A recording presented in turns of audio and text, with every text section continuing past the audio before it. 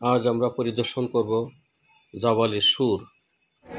আমাদের গাইড মাওলানা মোহাম্মদ রফিকুল ইসলাম সাহেব আজকে আমাদেরকে জাবালে সুর পরিদর্শনে নিয়ে যান। এই জাবালে সুর এর মর্মার্থ হল কাফিরের অত্যাচারী আমাদের প্রিয় নবী হযরত মুহাম্মদ সাল্লাল্লাহু আলাইহি ওয়াসাল্লাম যখন আবু বকর রাদিয়াল্লাহু আনহুকে নিয়ে পালিয়ে বেড়াচ্ছিলেন, মদিনার উদ্দেশ্যে রওনা হয়েছিলেন, তখন শত্রু তার পিছু ধাওয়া করে।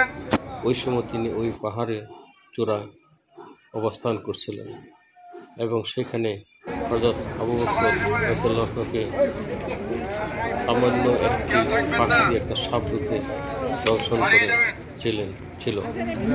তখন হযরত মুহাম্মদ সাল্লাল্লাহু আলাইহি ওয়াসাল্লাম ওনার মুখের লালা দিয়ে ওই স্থানে লাগিয়ে দেন। তারপরে কাপড়দের অত্যাচারে মদিনা যাওয়ার পথে এখানে ইসলাম এই পাহাড়ে অবস্থান করেছিলেন। এটা কি বলা হয়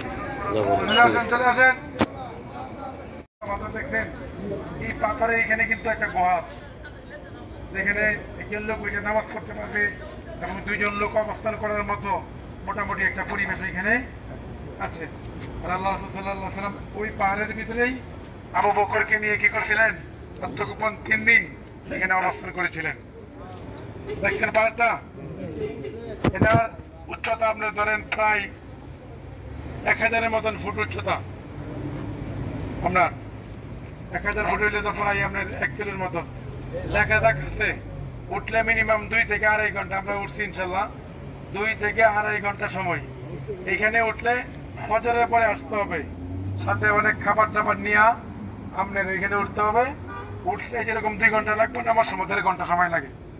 আপনার দেখা যাক আছে রাস্তা ওইখানে গেলে দেখেন পাহাড়ের মাঝে মধ্যে ফাঁক আছে, ফাঁক দিয়ে উঠতেছে।